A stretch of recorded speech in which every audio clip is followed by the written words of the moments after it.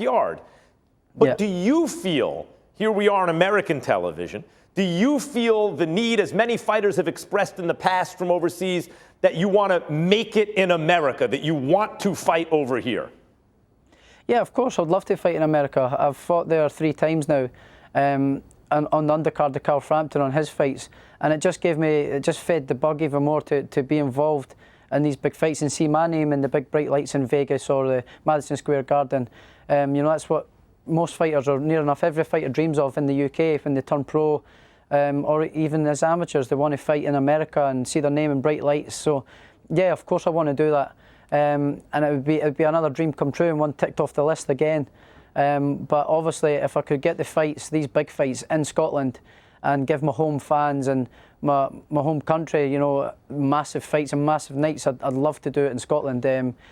Preferably in, you know, Edinburgh Castle, with the castle in the background at night in the summer. You know, that would be a real historic event. But you know, just see whatever comes, and if it's in America, then I'm happy to come to America as well and fight under those big bright lights and bring hopefully the Tartan Army and a big support over from Scotland and the UK right over to America. So yeah, I'm open for anything. So yeah, can't wait. In your dream scenario, who's that fighter that you're fighting with Edinburgh Castle in the background? Well, yeah, I would obviously love to get the Ramirez fight. That's the biggest fight for me, and my big goal at the minute is to get the Ramirez fight, or the Postol. If Postol comes through, it'll be Postol. So that would be the fight I would want to have at the castle, the biggest one I could possibly have at the minute. So yeah, that would be one of the 2 guys, whoever comes through that one. Yeah. Postol, you already beat Postol, Josh. We don't want to see a rematch. We want to see you in with Ramirez. Forget about Postol. Yeah, I know. Yeah, I know I've already beaten Postol, but you know, boxing, anything can happen. It only takes one punch, you know. So if Postol, yeah, you're saying whoever earns it. It'll be an upset if Postol wins it. But if it does, then he's got the other 2 belts. So then, therefore, he's my target again, and I want to fight him and get the other 2 belts. So whoever wins that fight is the aim for me to go and have that fight. Josh, Terence Crawford, Vasyl Lomachenko, Tyson Fury, Naoya Inoue. Phone lines are in a listen-only mode. Later, there'll be an opportunity to ask questions during the question and answer session. You may register to ask a question at any time by pressing the star, then 1 on your touch-tone phone. Please be advised today's program may be recorded. It is now my pleasure to turn the program over to Mr. Evan Korn. You may begin, sir. Hey, thank you everybody for joining us for the Jose Ramirez International Conference Call. Jose, the WBC WBO Junior Welterweight World Champion, will defend his belts in China in Haikou against former world champion Viktor the Iceman Postol. The fight main event will be broadcast on ESPN Saturday, February 1st. And it will take place locally late in the morning on February 2nd in China, but for American audiences, it's February 1st, live on ESPN, beginning at 10 p.m. Eastern, 7 p.m. Pacific. Jose will be making the 4th defense of his world title, and the first time he will be defending his titles as a unified world champion. So before we get going with Jose, we will kick things off with Top Rank's chairman, Mr. Bob Arum. Hello, everybody. It's a pleasure to be on this call. We're all very, very excited about this fight and about this event and about the fact that it's taking place in China on the island of Hainan, the city of Haikou. I had the opportunity to visit Haikou a few months ago. It is absolutely spectacular. The construction that is going on with 12 golf courses, major hotels, amusement parks, water parks, a movie studio, and now getting ready to host this great international boxing event.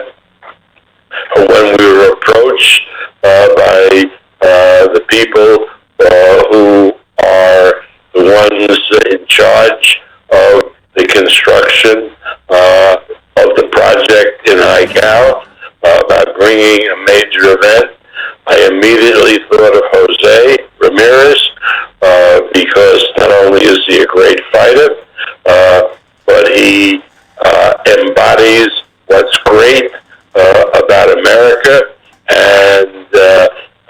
the action of Jose in bringing about change in California, in the Fresno area, the Central Valley, has been immense, and I wanted to expose him to the Chinese people because I am very proud of Jose, and he is a great representative of this country. Thank you, Bob. And before we get going with questions, we are going to kick it off to the man of the hour. In his first appearance since knocking out Maurice Hooker to unify the WBC and WBO junior welterweight titles, please welcome Jose Ramirez. Jose? Hello, everyone. First and foremost, thank you for having me on. It's quite a pleasure for me to be on this call. Thank you, Bob Arum, the company's top ranked, ESPN, everyone for the amazing opportunity. I'm looking forward to going out there to Haikou, China, and showcase my talent, showcase great entertainment, great boxing to the Chinese fans out there, and to everyone international staying tuned in.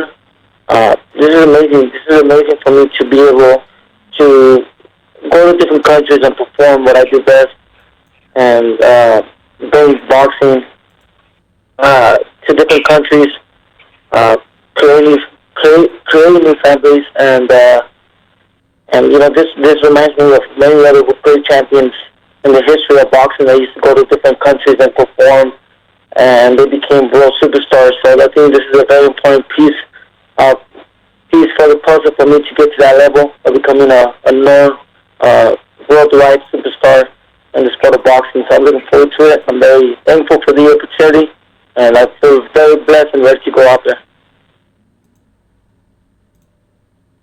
Thank you, Jose, and now we will kick it off to questions.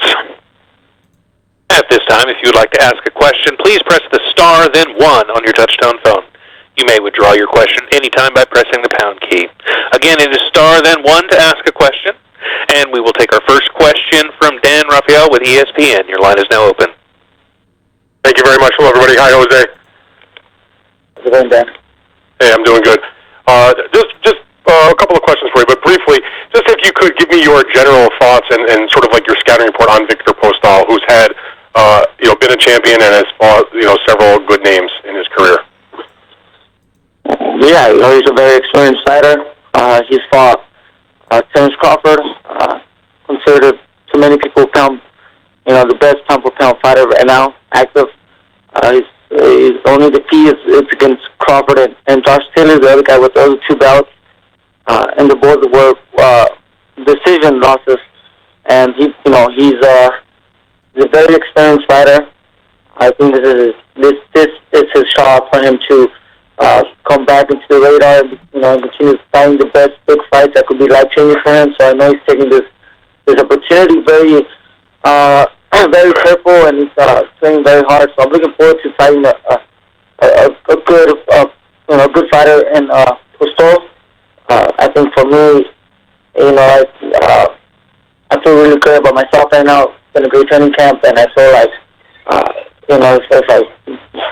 if I make a statement by being Postol in a way that most people will not expect, I think it's gonna continue giving everyone a clear idea of where I'm at in the professional level and how good of a fighter I am. So I'm looking forward to going out there and doing my best to come out victorious. One of the things, Jose, you mentioned about a couple of losses that Postol had with decisions against Crawford in a unification fight at 140 pounds, and then also a fight, not a world title fight, but still a decision loss against Taylor. Those are 2 names, and this is no secret. Bob has mentioned it. We talked with you about it, that in the future, potential major opponents for you, should everything go well for you Saturday, are against Crawford and Taylor. Do you have a great desire to show the type of fight against Postol where you do better than those guys do, perhaps a knockout, so people will, continue to talk about Jose Ramirez against the likes of Josh Taylor to unify the titles, and down the road at welterweight against Terence Crawford? Yeah, and I believe styles make fights sometimes, and a fighter might look better than the other, depending on the styles of the fight, and also in the time and period that someone faces Postol. Crawford faced someone who was still defeated. Taylor faced someone, there wasn't nothing on the line, so maybe the training camp wasn't the same. I'm facing Postol right now, where he has a chance to become the next unified champion of the super lightweight division, where he'll be a step closer to becoming undisputed. So I think it's just different times and periods, and my main focus is to go out there and just really show what I could do as far as an overall fighter. Show my skills, not focus on comparing myself to Crawford or Taylor. Just focusing on myself and what I could do in the ring. Fair enough. And just one more question for you. Haven't had a chance to talk to you since Top Rank made the announcement that they had signed Josh Taylor to a promotional contract, and Bob and Todd have talked about how you have this fight and perhaps another mandatory, and Josh is going to fight in the spring. But if both of you two guys do what people anticipate, which is to win your fights, that before the end of this year there would be the undisputed fight between you two guys.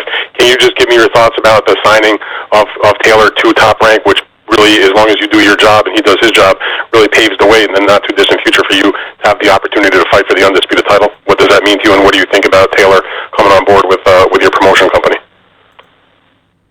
Well, first and foremost, congratulations to Bob Arum and Top Rank for putting the right cards and signing the best super lightweight champions out there.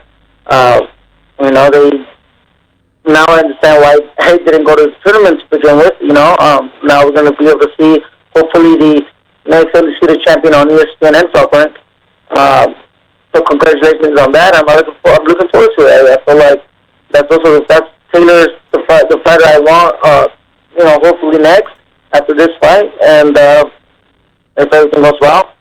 But yeah, Josh Taylor is the fighter that I'm looking to face in the near future before I make my move to the 147-pound division and face the best out there, including Crawford, who is the champion at 147. So yeah, I'm looking forward to those fights. I'm so very fortunate to be in a promotional company that has great fighters that can put me against the best and generate the best boxing fights for the boxing fans. So it's a great position that I find myself in, and I'm looking forward to taking care of business first and foremost on next Saturday, and go from there. All right, very good, Jose. Thank you very much for your time, and good luck in China. Thank you. And we will take our next question from Keith Idek with BoxingScene.com. Your line is open. Jose, have you left for China yet? And if not, when will you leave? No, I'll be leaving tomorrow. Tomorrow I'll take off to China, and I should have plenty of time to adapt to the time zone and continue working. It's not my first time fighting in China. I fought in Macau before, and I took off on Friday night. This time, on Saturday. I took off on Saturday. 4 weeks before the fight. This time I'm taking a couple of days before, just to be there and get used to the time zone and get myself ready for the fight. Jose, how much does that help you that you fought in Macau before, you're kind of used to being in that situation? How much does that help you go to prepare for this fight? It helps a lot, And I'm a multiple fighter who doesn't really focus on too many of the details. I don't focus on where I'm fighting, who I'm fighting. I don't focus on the country that I'm fighting. I just want to go out there and perform, and give them my best. Obviously, it's a great opportunity for me to go out to a different country and perform and headline the show. It's definitely a blessing for me. But as a fighter, when I put my mentality as a fighter, I just want to go out there and perform and adapt. And all I need at the end of the day is a ring. It's one ring, the same size ring that I fought many times before, and go from there. Jose, when I spoke to you last month in New York, you had mentioned that you thought maybe you'd have to make 2 mandatories before you might have an opportunity to fight Taylor. But that, of course, was before Top Rank signed Taylor. Maybe Bob could answer this also. Do you get the sense that you might have to make both of those mandatories before that fight becomes viable, or is it possible that it might be next? I mean, the unification fight, yeah, could be next, but well, we'll see. There's this mandatory. I think it's the WBO mandatory. And we'll see. We'll see when Taylor is available, when his fight will be, his next fight. And listen, everybody is working together to present the best possible action to the public. And it may very well be that we decide Jose beats Postol, does another mandatory, and in November fights Taylor. Or we get an exception from the WBO mandatory and go right to Taylor. I mean, all of that will be discussed with Jose, his team, with Taylor and his team. We're all just bound and determined to give the public what they want, great fights. Jose, can you comment on what Bob just said? Yeah, the mandatories were given to me before the time of Taylor.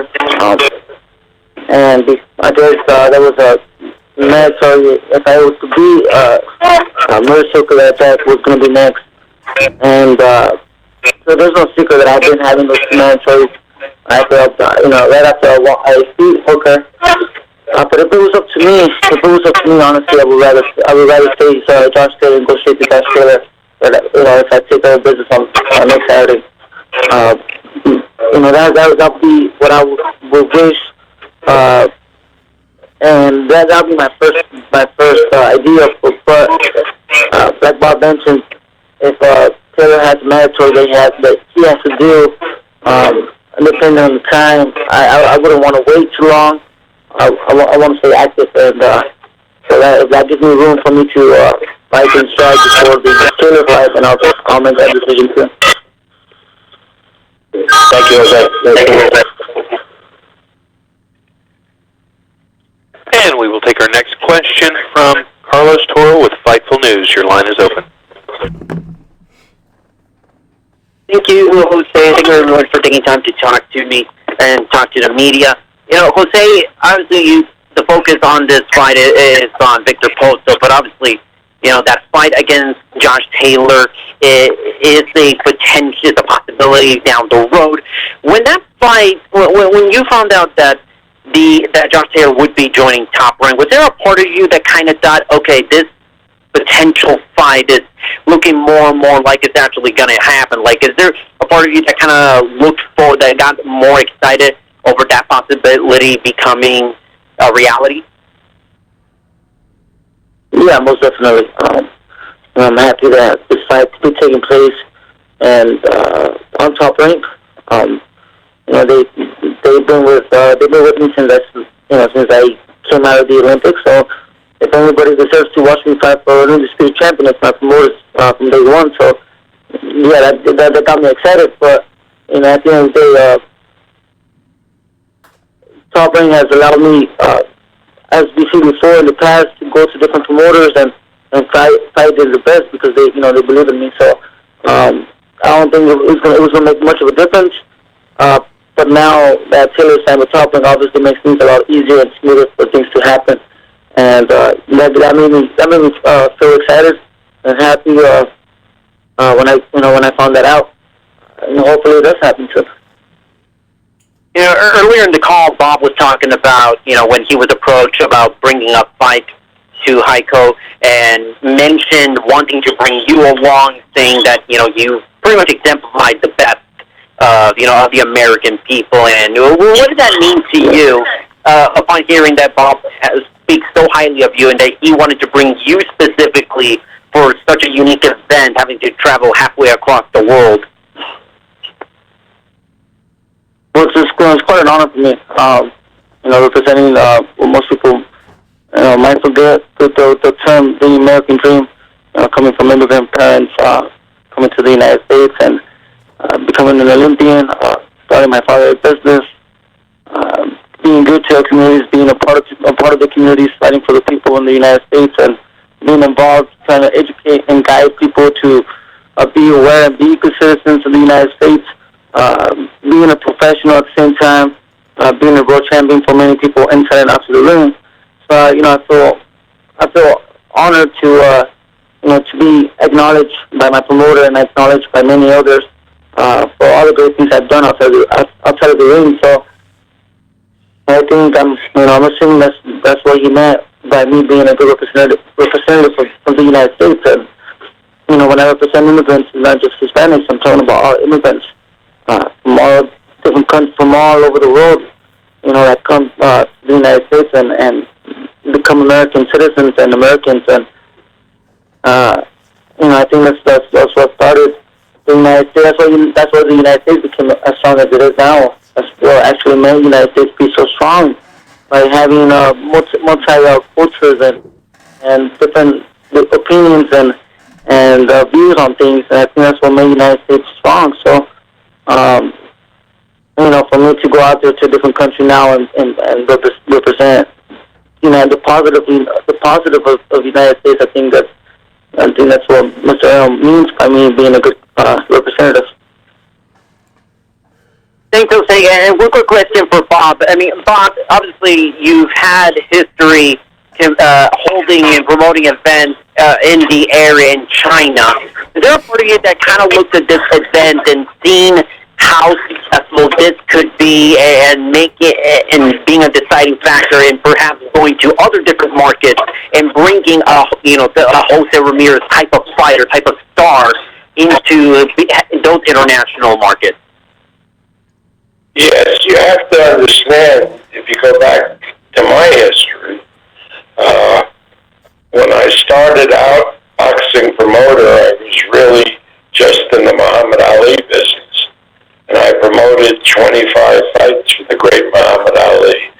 40% of those fights took place outside the United States, all over the world, whether it was in Asia, Japan, or whether it was in Europe, in Germany, whether it was in the United Kingdom, in England, or whether it was in Ireland. But it was all over the world, because if you get a great person and a great fighter, you want to show him off around the world. And I believe that Jose Ramirez, and I'm not comparing him to the great Ali. Ali was very unique, but so is Jose unique. He is a man who not only is a tremendous fighter, but he epitomizes the American dream. When you look at his history, how his family came over to work in the fields, how he worked in the fields as a young man, how he really rose from his own bootstraps to become educated, to become a great athlete, but also to have this drive to be an activist in his community. That is something special, and that's why you take somebody like Jose and you don't just put him in the United States, but you show him around the world to show what a great country America is and what a great person Jose is. Thanks, Bob. And Jose, best of luck to you on February the 1st. Thank you so much. As a reminder, if you'd like to ask a question, please press the star, then 1 on your touch-tone phone. We'll pause for a moment to allow questions to queue.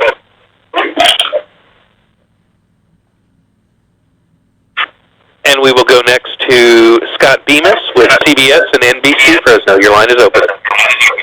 Hi, Jose. How you doing? Doing just fine. Fighting in the morning, I don't know, I'm sure as an amateur and everything else you've done a lot of it, but as a professional, it's probably kind of unique. I know it's, prime time back here in the U.S. when you'll be fighting, but but any unique challenges about that, or what's kind of the plan as far as fighting earlier in the day like that? Yeah, it'll be definitely a first for me as a professional fighter. Now, I just feel like we've been training early in the mornings and getting our body to wake up and get the bodies and the mind used to getting ready to work fast early in the morning. So as soon as I do land in Haikou, I'm going to be working out in the mornings, so I get my body used to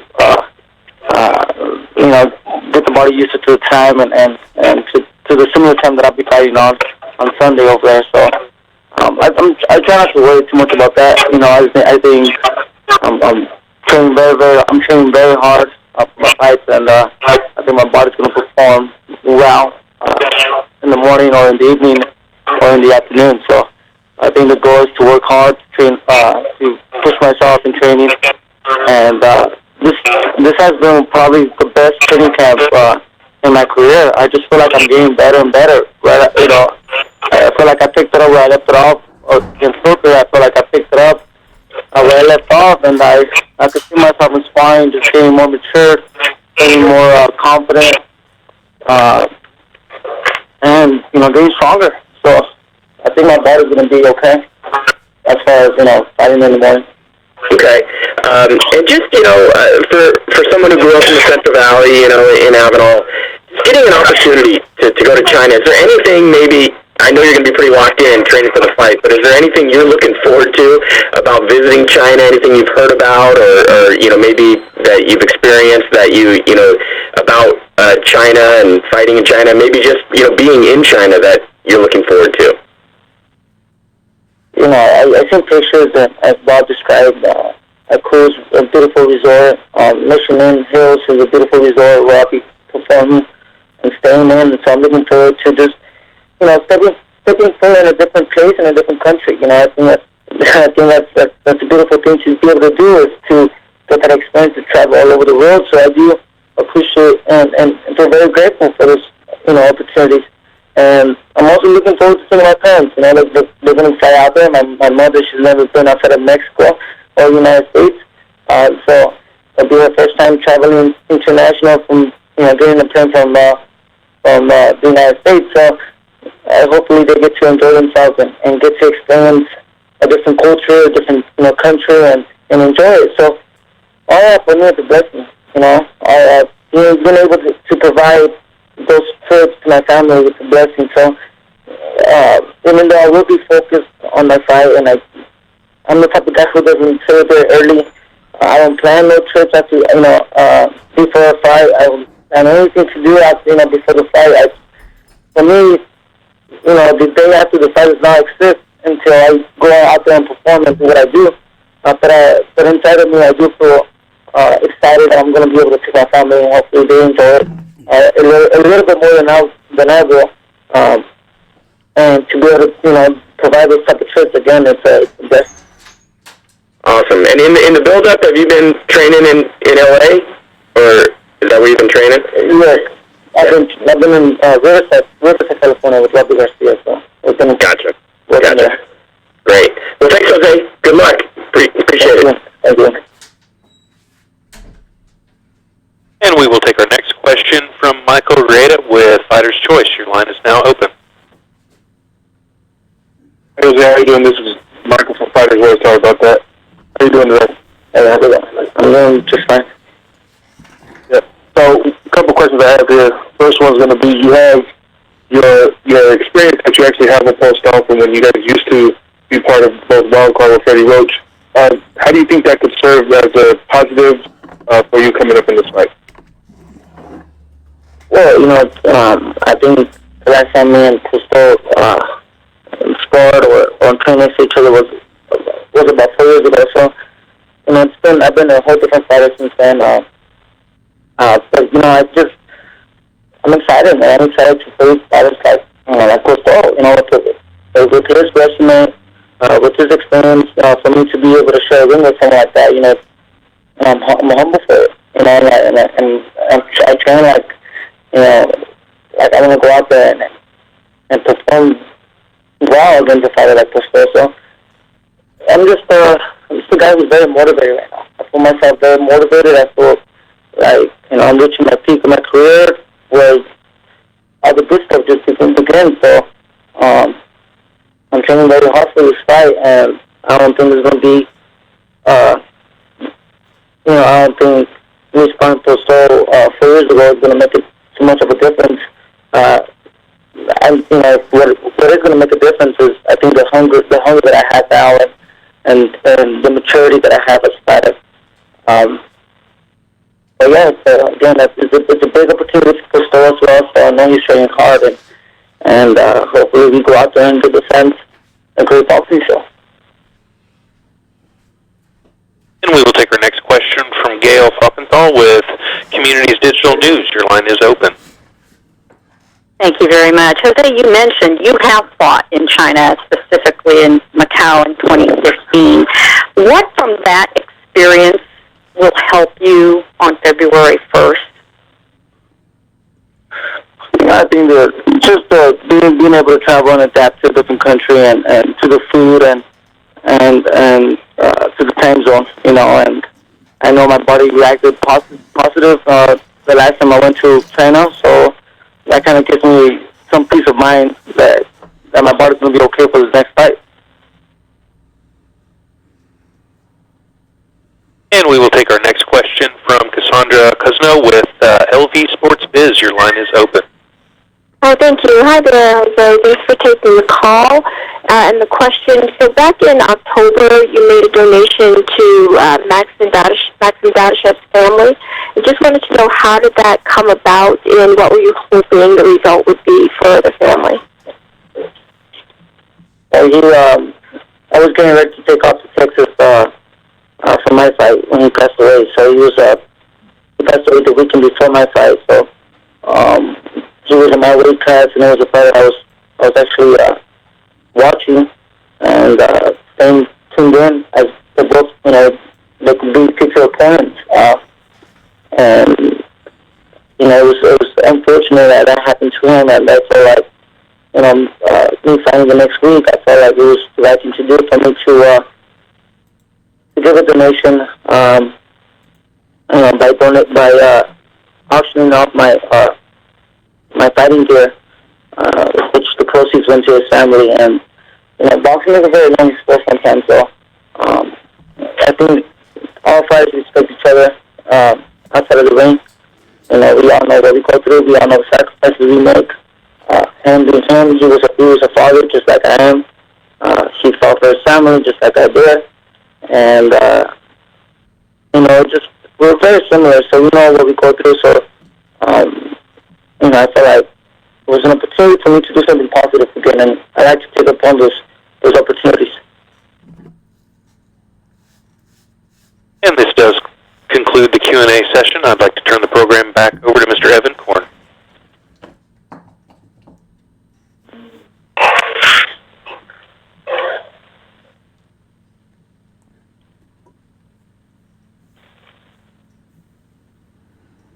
Hello? Evan? Please go ahead. Sorry, yes. So just to remind everybody that Ramirez-Postol will headline the ESPN card next Saturday, February 1st, 10 p.m. Eastern. We will kick off the telecast with middleweight contender Esquiva Falcao, and then Ramirez-Postol will close the show. Bob, if you have a last comment before we go, we'll end it on that. Yeah, well, as far as the viewers in the United States, it will be a fight like it's happening in Fresno. 10 o'clock Eastern time, the telecast starts. Hopefully ESPN, I'm sure, is going to have a great deal of footage of the island. The island, by the way, has a temperature like Hawaii. It's really idyllic. And then we're going to see some great fights. And I want to wish Jose a great trip over to China. And I'll be coming there early next week to be with him. And I'm looking forward to it. It should be a great event. Thank Thank you, Bob, and thank you, everyone, for joining us on the call today. And come watch next Saturday. Bye-bye. Thank you. Thank you for your participation. He's a great fighter, so he has 2 belts. But I know once I'm in there, I could see him respecting me more than what I would respect him. In your mind, does the fight with Josh Taylor have to happen? Yeah, it has to. It has to for the fans. It has to for the division of the 140 pound. That was Jose Ramirez talking to our own Mark Kriegel. What are your thoughts about what he said and of Jose Ramirez, the fighter? Yeah, listen, I respect Jose Ramirez. Of course, he's a world champion, you know, and he also has to respect me as well. I've got the other 2 belts. I believe I'm the best fighter in division. Also, he's got a fighter's heart, a champion mindset as well. So he also believes that he's the best. So, like he says, yeah, the fight has to happen. You know, now I think we're both under the same banner now. So is that correct? Yep.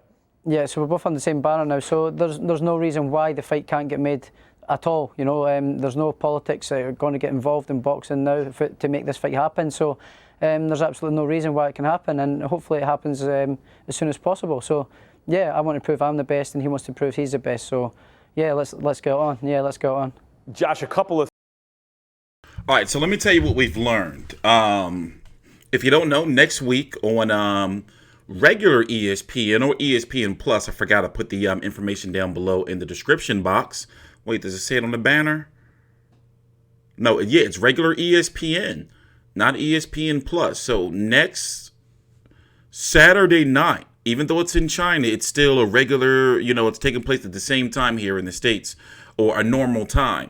So it's going to be at 10 p.m. Eastern, 7 p.m. Pacific. Jose Ramirez, WBC and WBO, 140-pound champion, is going to be taking on Viktor Postol. And Viktor Postol's pretty much, I guess you can say, one of his, if not his last shot, you know, at a title with 140 pounds. I'm TstreeT Controversy with FightView360.com. He's 36 years old now, pretty long in the tooth, even though that's not really old in boxing in this day and age. And he's always dangerous. Remember, he was giving Josh Taylor some trouble. And the fight that Terrence Crawford, even though Terrence Crawford beat him cleanly and convincingly, Terrence Crawford used a lot of movement and really didn't engage with him. China is about 12 hours away, so it'll be like 10 a.m. in China, some shit like that. Remember, they did the same thing with Pacquiao fight. When Pacquiao fought Matisse, they had it in the early morning or afternoon, early afternoon over there, but here in the States. You know, oh yeah, remember, he took Lucas Matisse's soul. So Postol is dangerous, and as we've seen this year or over the last year with upsets, you know, you can never count nobody out. Most recently, Jason Rosario defeating Julian J. Rock Williams last week. And then Josh Taylor, we found out, it has to have a deal done with Ampion Chong Song. This guy right here is his mandatory. So this right here is the guy that Josh Taylor's fighting next. We don't have a date. We don't know when they're going to fight, but this fight, this is Josh Taylor's next opponent. This is who he's fighting. And then if Ramirez beats Postol and Josh Taylor beats this guy, then both of these guys are going to fight before the end of the summer. That's supposed to be the plan. Now, as you can see here, look at all these different colors and shit. It doesn't make sense, right? It's stupid. Especially with the WBA, they make me sick. But nonetheless, it is what it is. You know? Here, let's listen to what well, we already listened to Jose Ramirez. But if you don't know, Josh Taylor has left Bear McGuigan, have left his trainer Shane McGuigan. I forgot who they say he's going to be training with. He's trained Ben Davison with Billy Joe Saunders. They're both in Dubai right now, training together. So him and Ramirez, they both signed long-term deals with Top Rank Boxing. So they are official Top Rank property. So, you know, they have to fight each other. And then you have Ramirez-Taylor, who's mulling over. I got some more content to get out from him, by the way. He's mulling over what he wants to do because he doesn't want to go to Top Rank and say and be in the same situation, quote unquote, as Terrence Crawford. So it looks like he's leaning more towards 147 than 140. And the winner of Ramirez versus Josh Taylor, if they both make it to, fight each other, the winner is going to likely fight Terrence Crawford, of course, if Terrence Crawford keeps winning. Also, Ramirez, if he wins against Postol, you got Jack Catterall, who's the WBO mandatory too. Remember, he beat O'Hara Davies a while back. Yo, wait, did he beat? That was him that beat O'Hara Davies, right? I'm confused. Am I confusing myself? Hold on, let me look him up. Anyway, put it this way: there's 2 mandatories in the way, but they can get it done, especially if he fights his mandatory, meaning Josh Taylor, next. And hopefully they get it done. Yeah, he did beat O'Hara Davies. I covered that fight. So, yeah, that's the 140-pound division right there. I wonder what Sabril Matias is up to. Remember, he's the guy that, had to fight with Maxim Dadashev. That was some sad shit right there. He hasn't been back. No, he has been back since. In Puerto Rico. He was in the IBF interim, so he will be the next mandatory. You got Louis Ritson, but Ramirez-Taylor is there, but we don't know what he's going to do. Jose Sabeda is back. Pablo Cesar Cano, always dangerous. Ivan Barancak is, still there. Anthony, can you dig it? Yigit, still out there, getting it popping. The Hebrew Hammer, Cletus Selton. That's 140, no bullshit. Ulysses Jr. lost about a month ago, right? Bakhtir Akhmedov. I forgot about Mario Barrios. He got his face broken by Bakhtir Akhmedov. Remember that? What card was that? Was that Pacquiao? What pay-per-view? Was that Wilder Ortiz 2? Or was that Pacquiao Thurman? I don't remember. But that's 140. Also, some other news is, of course, that Danny Garcia and Ivan Redkach fight week. And I have a right to be concerned being from Philly. And when you see that Jesse Hart lost to Joe Smith in a fight that many thought that he was going to win, when you see that Julian J. Rock Williams lost to Jason Rosario in a fight that many felt he was going to win, you have to be concerned for Danny Garcia going in against Ivan Redkach, who has one style, a come-forward style, man. You got to be concerned. Jarrett with Hurd, I think he's going to blow through poor old Francisco Santana. Did you know Jarrett Hurd, we're going to talk about this in my preview video. The press conference is tomorrow anyway. Did you know that Jarrett Swift Hurd is fighting? I just got this news today. Did you know that Jarrett Swift Hurd is fighting a 147-pounder at a catch weight of 156? Not even at 154? It's crazy. It's crazy. Let's go check the Showtime page. Now, remember this weekend, if this weekend would have been Danny Garcia, Errol Spence versus Danny Garcia if Errol Spence didn't get injured. So tomorrow at 1 p.m. Eastern, we're going to be here for the Danny Garcia Ivan Redkach press conference. We're going to be streaming that here on the channel. That card has Danny Garcia here. Let me just pull it up real quick. Let me just go ahead and pull it up. They just completed their media workout today. Not even a couple hours ago in Gleason's gym up in New York. So it is actively like fight week. Angel Garcia's been muzzled. They muzzled him. He's been muzzled. He can't say shit. I'm scared for Danny, man. Philly motherfuckers been getting beat up. Not me. But other Philly motherfuckers been getting beat up. So let's go check it out. Here's the card. I mean, honestly, to be honest with you, Maybe it's just that I've been in the field the last couple of weeks because I was at the J-Rock fight and I was at the Jesse Hart fight. Maybe it's because I've been in the field the last couple of weeks that I'm actually looking forward to being home and covering these fights. For example, I'm looking forward to covering the motherfucking Jason Quigley fight tomorrow. It's crazy, right? Danny Garcia, Ivan Redkach, Steve Fulton versus Arnold Kaiji. And Jarrett Swift Hurd versus Francisco Santana. And then these other fights are going to be streamed on the Facebook page. Forgot Errol Spence on the WBC for one. I don't know what you're talking about, man. So, yeah, it's going to be... Yeah, it is definitely a typical Showtime card. Showtime ain't been looking good, right? Showtime has not been looking good out here in these streets, bruh. They have not been looking good. But anyway, you know, that's it. You know, here's the thing. Danny Garcia's got a bit of a system, if you haven't noticed. He'll take a hard fight, you know, easy fight, hard fight, easy fight. But in this case, I wonder, like, looking at 147, like, for example, right? Look at this shit right here. I just did a video on how your Dennis Ugas, right, is taking on Mike Dallas Jr. No disrespect to Mike Dallas Jr. He's got an amazing story. I'm glad he's here and still boxing. But he shouldn't be fighting this type of fight. You Dennis Ugas just fought Omar Figueroa and, like, literally, like, dominated Omar Figueroa.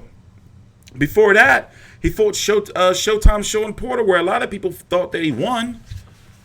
And then you fight Mike Dallas Jr.? PBC on FS1? And then you got Danny Garcia fighting Ivan Redkach? Like, what the fuck is going on? You know? And then don't get me started, man. We got some deep boxing shit we're going to talk about probably in a few hours. We're going to do a stream on Adrian Broner, the heavyweight division. Also, you know, Wilder Fury 2 is having another press conference on Free TV Fox at 3 p.m. Eastern. 3 p.m. Eastern on Saturday, Free TV Fox, Wilder versus Fury 2 is having a big press conference. This time it's at the Fox Sports Studios in LA. So I'm pretty sure they're going to film PBC face to face. Like, is lit. Like, the wheels are starting to turn. You know, we're 30 days away from the fight. So that first press conference was some bootleg type shit. This one is supposed to be like the real legit one, since it's going to be on free TV and all that. So, you know, we're going to see, man. Is Garcia Redkach for WBC Eliminator? It's not supposed to be. It's not supposed to be, but don't be surprised if you hear on Saturday night, you know, that it's a WBC Eliminator. They do that sometimes, like, we're in the last minute. They'll say this is for some old bullshit. Just like when we found out most recently Chris Eubank Jr. was fighting for that WBA interim title at, like, the last minute. You know? So, we're going to be here tomorrow for this press conference, even though Angel Garcia can't talk on the mic. Nonetheless, Ugas would give Garcia real problems. Ugas would give a lot of people problems, which is probably the reason why a lot of people won't fight him. But I mean, Mike Dallas Jr., come on. Now, I understand, if you really, really look at it, the 147-pound division is top heavy. And then you got, like, top heavy, and then you got, like, prospects and shit. Like, you know, or fringe contenders like Virgil Ortiz, who's on the other side of the street and shit like that. You know, but come on, they could have gave me a motherfucking, or Dennis Ugas versus a Kirill Ralak or something, a Ray Robinson, something. But, like, Mike Dallas Jr., who not ranked nowhere? Like, not ranked nowhere? Nowhere. Like, that's not, you know, that's not cool, man. I'm not feeling that. But Putin failed the drug test. You know, so he got some shit he got to deal with. And Errol Spence, if he's not injured or if he's been cleared and he coming back, then why did the IBF order these two, Agdukha Horov and Sergey Limpinets, to fight for an interim title? And you know the IBF don't never do interims unless there's some real shit going on. So it's some crazy little weird shit going on, man. But we're going to talk about this all in another stream. You see what I'm saying? I got to save the good stuff for another stream because, got some intel on Adrian Broner, and I can't, I'm hoping that you people would put 2 and 2 together that something's going on with Adrian Broner. Like, for real. I thought y'all would have picked it up in the video, but I forgot half of the lot of you are a bunch of degenerates, Yeah, bro, owe me like $50,000. He challenged me to a fight for $50,000 and then ducked me. Adrian Broner, real true life story. No bullshit. But not only that, he's got some real life shit going on, and it's just like, bro, it's like, bro, get your life together, man. Have you noticed you haven't seen Adrian Broner nowhere? We're gonna just leave it at that. So let me go prepare dinner. We are going to be back later on with a stream. I'm going to be here tomorrow with a stream, and I'm going to get these videos out. I'm actually going to be at the Gary Russell fight. This next fight I'm going to February the 8th up in Allentown. We got a whole host of exclusive interviews coming up for you guys. TstreeT Controversy with FightView360.com. Please subscribe.